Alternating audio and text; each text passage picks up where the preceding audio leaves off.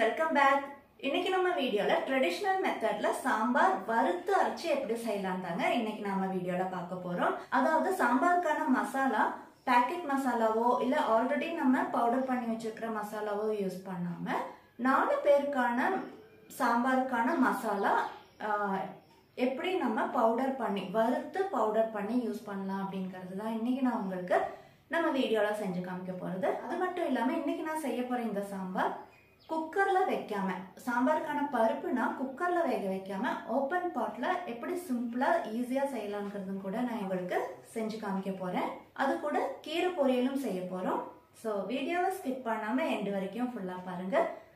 அதே போல நம்ம ஹெல்த்தி மீல்ஸ் தமிழ் சேனலை நீங்க இது வரைக்கும் சப்ஸ்கிரைப் பண்ணாம பாக்குறதா இருந்தாலோ இல்ல நம்ம சேனலை நீங்க புதுசா பாக்குறதா இருந்தாலோ ப்ளீஸ் கீழே இருக்கிற சப்ஸ்கிரைப் பட்டனை கிளிக் பண்ணி சப்போர்ட் பண்ணுங்க.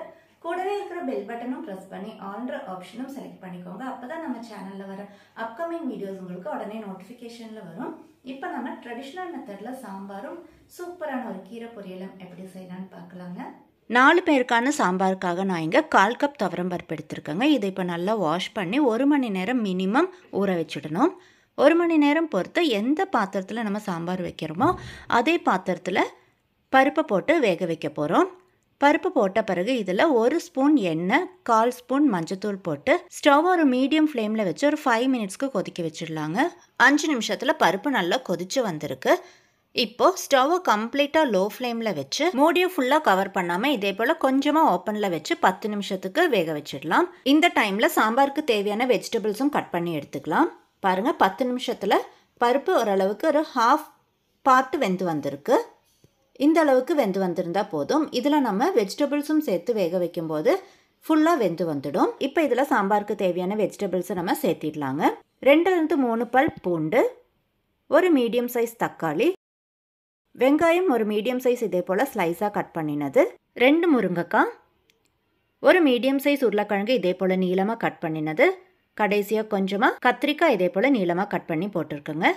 இதெல்லாம் போட்ட பிறகு லைட்டாக ஒரு தடவை மிக்ஸ் பண்ணி விட்டு காய் வேகிறதுக்கு தேவையான தண்ணியும் ஊற்றி 10 நிமிஷம் வேக வச்சிடலாம். இந்த டைமில் சாம்பாருக்கு தேவையான மசாலா நம்ம வறுத்து எடுத்துக்கலாங்க. 1 டேபிள் ஸ்பூன் தனியா, 5 - 6 காஞ்ச மிளகா, 1/2 ஸ்பூன் ஜீரகம், 1/4 ஸ்பூன் வெந்தயம், 1/2 ஸ்பூன் மிளகு, 1/2 ஸ்பூன் கடலைப்பருப்பு, 1/4 ஸ்பூன் அரிசி. இதெல்லாம் போட்ட பிறகு ஸ்டவ்வை கம்ப்ளீட்டாக லோ ஃப்ளேமில் வச்சு ஒரு 5 நிமிஷத்துக்கு கைவிடாமல் இதே போல் வறுத்து எடுத்துக்கணுங்க. நல்லா இந்த அளவுக்கு வறுபட்ட பிறகு ஸ்டவ்வை ஆஃப் பண்ணி கம்ப்ளீட்டாக ஆறின பிறகு மிக்ஸி ஜாரில் போட்டு பவுடர் பண்ணி எடுத்துக்கணுங்க. மசாலா வறுக்கிற இந்த டைமில் சாம்பாருக்கான காய் வெந்து கரெக்டான ஸ்டேஜில் இருக்குது. இப்போ இதில் புளி ஊற்றி நம்ம வறுத்து வச்சிருக்கிற மசாலாவையும் மிக்ஸி ஜாரில் போட்டு பவுடர் பண்ணியிருக்கேன். மசாலா போட்ட பிறகு தேவையான அளவுக்கு தண்ணி கொஞ்சமாக ஊற்றி ஸ்டவ் ஆன் பண்ணி மீடியம் ஃப்ளேமில் வச்சு ஒரு கொதி வர வரைக்கும் வெயிட் பண்ணலாங்க. பருப்பு காய் இதெல்லாமே நல்லா வெந்து வந்திருக்கு. இதுக்கு மேலே வேகணும்னு அவசியம் கிடையாது. ஜஸ்ட் ஒரு கொதி வர வரைக்கும் நம்ம வெயிட் பண்ணால் போதும். சாம்பார் கொதிக்க ஆரம்பிக்கும் போது நம்ம ஃப்ரெஷ்ஷாக பவுடர் பண்ணி போட்டிருக்கிற மசாலாவோட ஸ்மெல் A1ஆக இருக்குங்க. இப்போ நல்லா கொதிச்சு வந்திருக்கு. இந்த ஸ்டேஜில் உப்பு காரம் செக் பண்ணிவிட்டு தேவைப்பட்டால் போட்டுக்கலாம். நான் இங்கே உப்பு மட்டும் 1/2 ஸ்பூன் போட்டிருக்கேங்க. இவ்வளோதாங்க. மூடி போட்டு நம்ம ஸ்டவ்வை ஆஃப் பண்ணிடலாம். அடுத்தது சாம்பாருக்கு தாளிப்பு எப்படின்னு பார்த்துடலாங்க. 1 டேபிள் ஸ்பூன் ஆயில் ஊற்றி ஆயில் லைட்டாக சூடாகி வரும்போது இதில் 1 ஸ்பூன் கடுகு, 1 ஸ்பூன் உளுந்து, 2 காஞ்ச மிளகாய் இதே போல் சின்னதாக கட் பண்ணி போட்டிருக்கேன். கடைசியாக கொஞ்சமாக கறிவேப்பிலை. இதெல்லாம் போட்டு நல்லா பொரிஞ்சு வந்தால் போதுங்க. பாருங்கள், நல்லா இந்த அளவுக்கு பொரிஞ்சு வந்த பிறகு இதை சாம்பாரில் கொட்டிடலாம். இதில் இன்னும் ஒரு பொருள் சேர்க்கணுங்க, பெருங்காயம். பெருங்காயம் நம்ம இந்த சாம்பார் தாளிக்கும் போது அந்த எண்ணெயில் கூட போட்டுக்கலாம். அப்படி இல்லாட்டி கடைசியாக இந்த மாதிரி போட்டு நல்லா ஒரு தடவை மிக்ஸ் பண்ணி விட்டுடலாம்.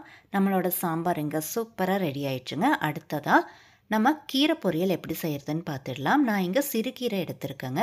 பொதுவாக நான் எந்த ஒரு கீரையுமே கீரையில் இருக்கிற இலையை மட்டும் எடுத்து பொரியல் பண்ண மாட்டேன். பொரியலோ கூட்டு சாம்பார் எதுவாக இருந்தாலுமே நான் ஃபுல்லாக தண்டோடு தாங்க எடுப்பேன்.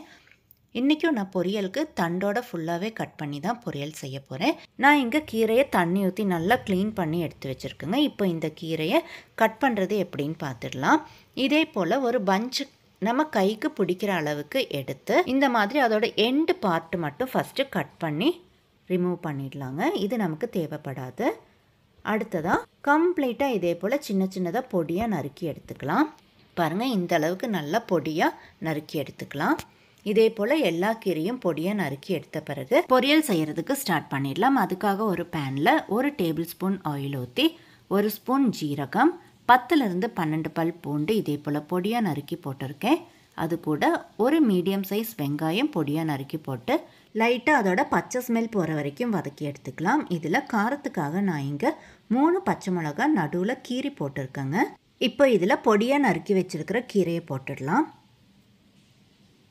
கீரை பொரியல் பண்ணும்போது நம்ம மூடி வச்சு பண்ணக்கூடாதுங்க, குக் பண்ணக்கூடாது, ஓப்பன்லேயே தான் குக் பண்ணணும். பாருங்கள், இப்போது நல்லா ஒரு தடவை மிக்ஸ் பண்ணி விட்ட பிறகு 2லேருந்து 3 நிமிஷத்துலேயே நல்லா இதே போல் வதங்கி வந்துடும். இப்போது கீரைக்கு தேவையான உப்பு 1/2 ஸ்பூன், மஞ்சத்தூள் 1/2 ஸ்பூன் போட்டிருக்கேன். இவ்வளோதாங்க. காரத்துக்காக நான் ஏற்கனவே பச்சை மிளகா போட்டாச்சு. இதுக்கு மேலே நம்ம மிளகாத்தூள் எல்லாம் எதுவும் சேர்த்த வேண்டிய அவசியம் கிடையாது. கடைசியாக ஒரு 1/2 கப் அளவுக்கு துருவின தேங்காயும் போட்டு இதே போல் நல்லா ஒரு தடவை மிக்ஸ் பண்ணி விட்டு ஸ்டவ்வை ஆஃப் பண்ணி மூடி போட்டு வச்சிடலாங்க. இவ்வளோதாங்க. இன்றைக்கி என்னோடய லஞ்ச் சூப்பராக ரெடி ஆகிருக்கு. சூப்பரான ஒரு சாம்பாரும் கீரை பொரியல் சாதம், இதுதாங்க எங்களோட சிம்பிளான லஞ்ச். உங்களுக்கு இந்த லஞ்ச் ரெசிபி பிடிச்சிருந்தது அப்படின்னா நீங்களும் உங்கள் வீட்டில் ட்ரை பண்ணி பாருங்கள். அதே போல் உங்கள் ஃப்ரெண்ட்ஸ் அண்ட் ஃபேமிலிக்கும் நம்ம வீடியோட லிங்க்கு ஷேர் பண்ணி விடுங்க. அதே போல் நம்ம சேனலை நீங்கள் இது வரைக்கும் சப்ஸ்கிரைப் பண்ணல அப்படின்னாலோ இல்லை நம்ம சேனலை புதுசாக பார்க்குறதா இருந்தாலோ ப்ளீஸ் கீழே இருக்கிற சப்ஸ்கிரைப் பட்டனை கிளிக் பண்ணி சப்போர்ட் பண்ணுங்கள். கூடவே இருக்கிற பெல் பட்டனும் ப்ரெஸ் பண்ணி ஆல்ன்ற ஆப்ஷனும் செலக்ட் பண்ணிக்கோங்க. அப்போ தான் நம்ம சேனலில் வர அப்கமிங் வீடியோஸ் உங்களுக்கு உடனே நோட்டிஃபிகேஷனில் வரும். இதே போல் நல்ல ஒரு ரெசிபியோட அடுத்த வீடியோவில் பார்க்கலாங்க. Thank you for watching.